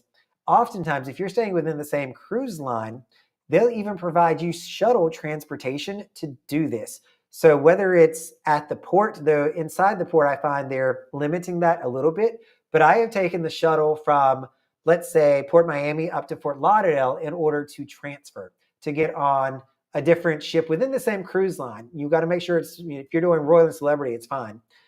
They will provide a bus to get you up there, which I just think is pretty neat. You'll need to verify that that's going to happen when you get on the ship. It's not always a guarantee, but it is something that can certainly work out. Though I'm not sure that I recommend the shuttle, the side-by-side. It is a lot of waiting around. It's not always intuitive. And I just think that it's easier to pay the money for an Uber and go to your next cruise ship. Like, just pay the money, save yourself the hassle, and do it that way. All right, my thoughts on repositioning cruises. This is something that I would love to do. I have still yet to go on my very first reposition cruise because they're too long. I can't take that much time off from work, and I can't work remote from the ship. So my thoughts on it are, number one, it's always a really good deal. Repositioning cruises, whether it is a crossing, transatlantic, transpacific, or it's just going from, let's say, Bayonne over to Tampa for a repositioning, those are normally heavily discounted cruises. So if you are a solo cruiser as well, and back to the earlier conversation on shopping around and being budget conscious, you can look to Trans-Pacific, transatlantic, or repositioning cruises to get a really good deal. One of the other things, especially you do something from the Med coming over to America, is you only got to do one airline ticket. You can go over there. You just have to fly yourself home. And so it can also save you some costs there. They are traditionally longer. You'll do normally a normal 7-night cruise on the front side or the back side, and then you'll do your crossing. And you'll do 13, 14 nights, and your price per night will be the cheapest of any cruise that is out there. So if you're looking at a good deal, you can do it. Take plenty of entertainment. You will have 4 to 5 sea days in a row. And if you're on a smaller ship in particularly, I don't want you to run out of things to do or keeping it fresh. Bring your iPad, load up movies in advance, bring books, bring board games, bring card games. Be open to doing things so that you don't get into Groundhog Day. But there are a lot of people that love these longer repositioning cruises, and I can't wait to do my first one. Maybe when I retire after my year of budget cruising, we'll see how that plays out, but more to come.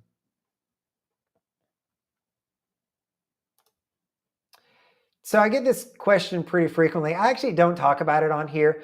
I do like to keep a little bit of privacy, not a lot. I'm sure that it's easy to find if you wanted to, but I don't like talking about my full-time job in detail here. Like I'm good with everybody knowing that I work full-time. YouTube, by the way, is not paying for my cruises at this point. It's not doing that. So I do keep a full-time job to allow me to continue going on these cruises, but I don't talk about it on here because in my world, it is, in my view, it is two different worlds, my cruising world and then my work world. And never should the two meet because, I don't want to be on the ship thinking about work and I don't necessarily want to be at work thinking about ships, though I probably do that every now and again. So I try not to blend the two too terribly often. So, Art, you got a supporter here in Alan who loves his sea days and repositioning cruises. Totally get it. Will, I am out there. So I've got plenty of cruises coming up. Make sure that you're checking out the group cruises that are coming up. If you're not subscribed to that, make sure that you're doing that. Getting the newsletters and pressing the register button for the travel agent to reach out if you can make it on the ship with us. We'd love to have a lot more people on there. We've had a solid crowd of about 10 to 12, I'd say, for the last one. But we'd love a few more. I mean, we could almost do a mini charter at some point. That's kind of my goal, is to just have ton of weekend cruisers out there, all enjoying it, hanging out and getting to know each other. Wouldn't that be an awesome time?